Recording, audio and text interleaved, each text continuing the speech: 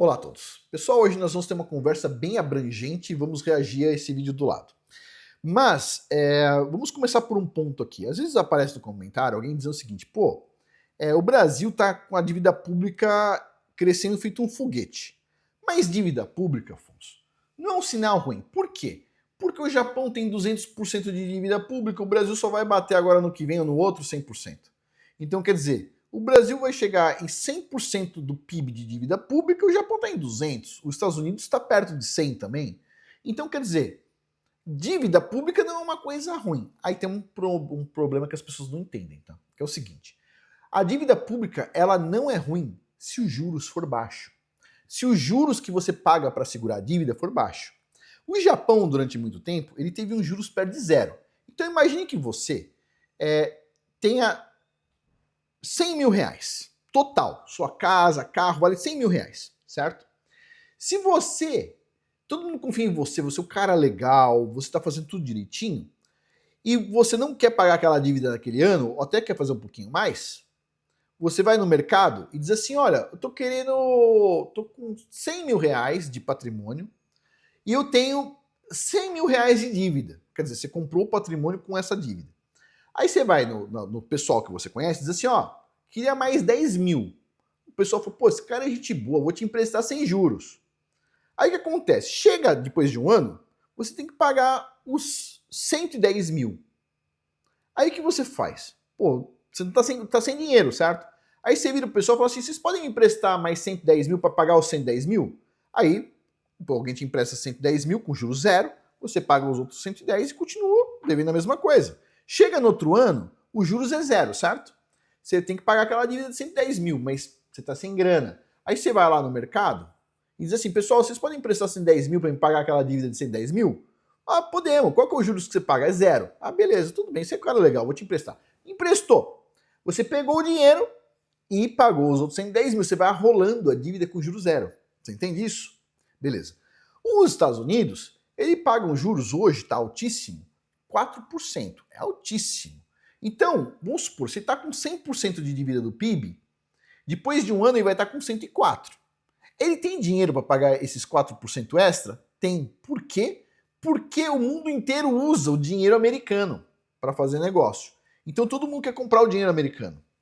Então ele consegue emitir títulos. Tá bom.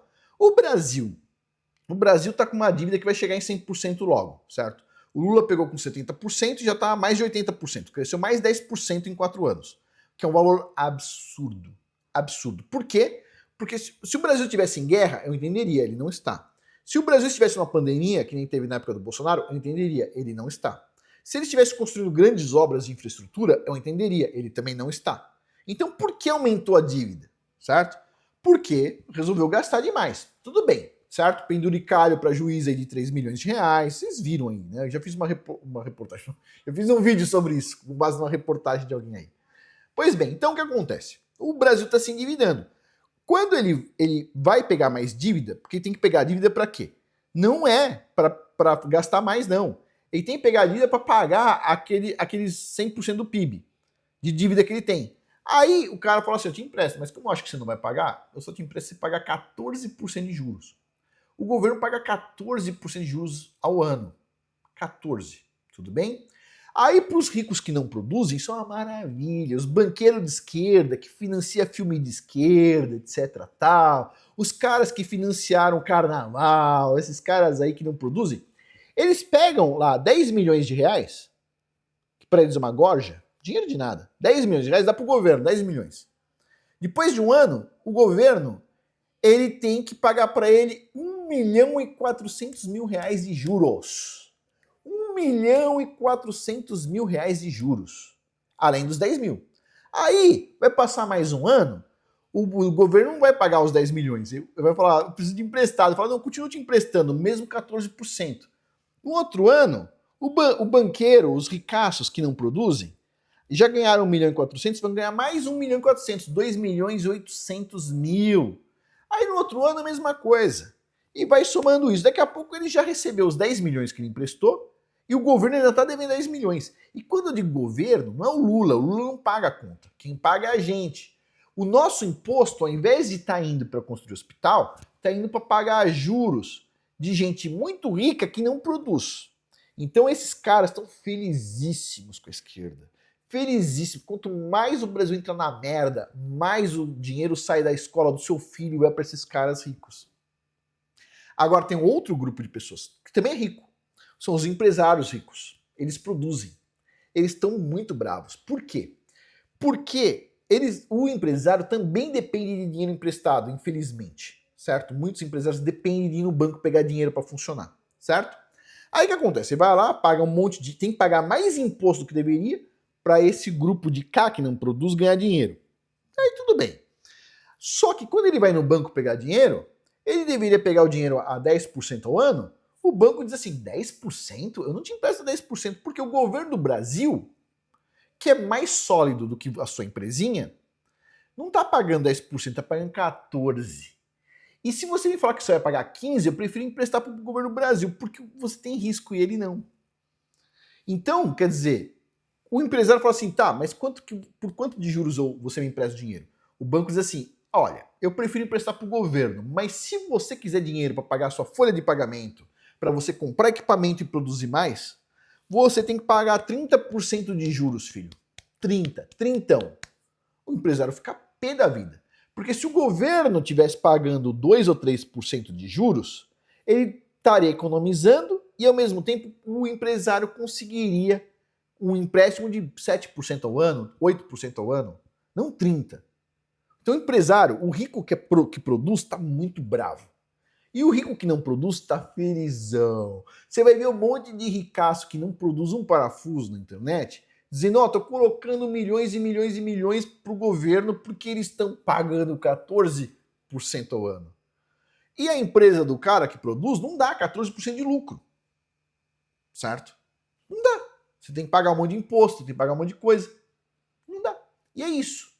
Então agora está tendo uma polarização. Os que produzem, os ricos que produzem, estão do lado de quem quer menos impostos, e os ricos que não produzem estão do lado de quem quer aumentar imposto.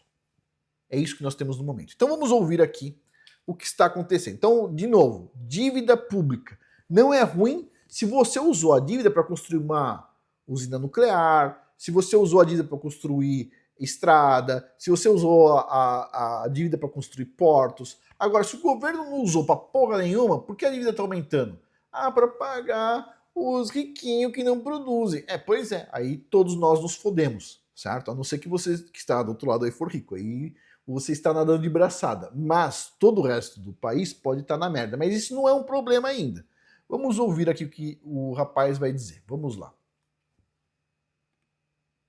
Vamos lá. É aqui que eu clico, só um minuto. Vou te mostrar com matemática o que acontece com o Brasil se o Lula ganhar. Sem opinião, só a conta que o mercado inteiro já fez. A dívida do Brasil bateu 10,8 trilhões de reais. Todo dia o governo paga mais de 3 bilhões de reais só de juros. Enquanto você dormia essa noite... Só de juros. Os riquinhos estão ganhando 2 bilhões por dia que sai do meu imposto, do seu imposto, que deveria ir para a escola, para pagar juros de banqueiro de esquerda. Presta atenção. Por dia, bilhões. Foi mais de 1 bilhão. O seu imposto não tá virando hospital nem escola. Tá virando juro. 1 trilhão e 160 bilhões nos últimos 12 meses. Nunca se pagou tanto. E o futuro já tá no papel. O FMI, na régua que usa pro mundo inteiro, prevê o Brasil cruzando 100% do PIB em 2027. Primeiro ano do próximo mandato. O próximo presidente vai herdar uma bomba armada. A instituição fiscal do Senado foi mais longe. Se nada mudar, 125% do PIB até 2035. No cenário ruim, 170%. A Grécia quebrou, devendo menos do que isso. Quer ver como é viver dentro desse filme? Olha a Argentina antes do Milei. Inflação de 3 dígitos e metade da população na pobreza. O dinheiro guardado virando pó de um mês pro outro. E ninguém precisa adivinhar o que Lula faria nos próximos 4 anos. Já tá registrado. Em 3 anos e meio de governo, ele somou 10 pontos de dívida sobre o PIB. Mais de 3 trilhões de reais novos. Como o governo não fecha as contas, ele pede emprestado todos os dias. Quem empresta são os bancos, os fundos, os investidores. E o preço que o país paga já é preço de desespero. A inflação inteira, mais 8% por cima, todo ano. Se a inflação for 5%, o governo paga 13%. Juro de devedor que o credor desconfia. É por isso que o seu financiamento custa uma fortuna. O banco pode emprestar para o governo e ganhar esses 13% sem risco. Por que ele cobraria menos de você? O governo entrou na fila do crédito, na sua frente, pagando mais. E mesmo assim, em março, ninguém quis emprestar. Investidores começaram a vender os títulos do governo. O preço despencou. O Tesouro gastou 40 bilhões, comprando a própria dívida de volta, só para segurar o preço e disfarçar o pânico. Um devedor comprando as próprias promissórias, para fingir que tem crédito. A história já contou esse final uma vez. 2014. Dilma reeleita negando a crise. Quem alertava era acusado de terrorismo econômico. Um ano depois, a pior recessão da história do Brasil. Quase 14 milhões de desempregados. E a dívida naquela época era 25 pontos menor do que a de hoje. O tombo agora seria de outra escala. Então, essa é a previsão ano a ano. 2027, o aperto. Com Lula ele vem do jeito de sempre. Imposto novo em cima de você. 2028, o juro alto fecha empresas e devolve o desemprego. A inflação termina o serviço no preço do mercado. 2029, a desconfiança vira pânico. Ninguém aceita financiar o Brasil a preço normal. 2030, a dívida cruza os 100% também na conta do Senado. E um governo encurralado faz o que governos encurralados sempre fazem.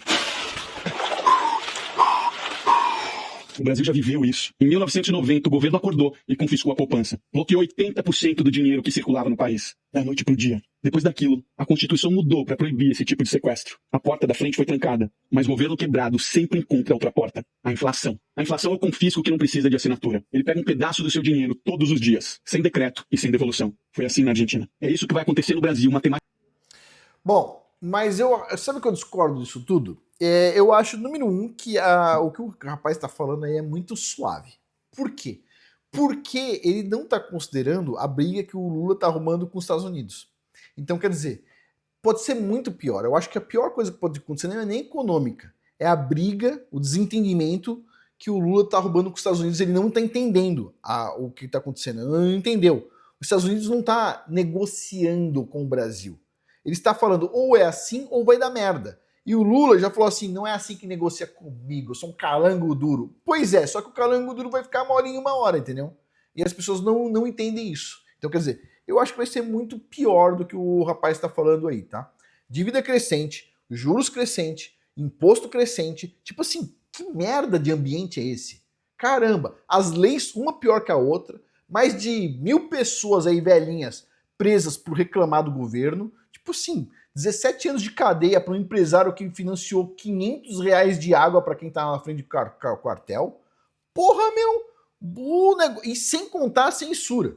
E tá ficando bem esquisito. Sem contar quebra de sigilo da fonte de jornalista. Tipo assim, nossa.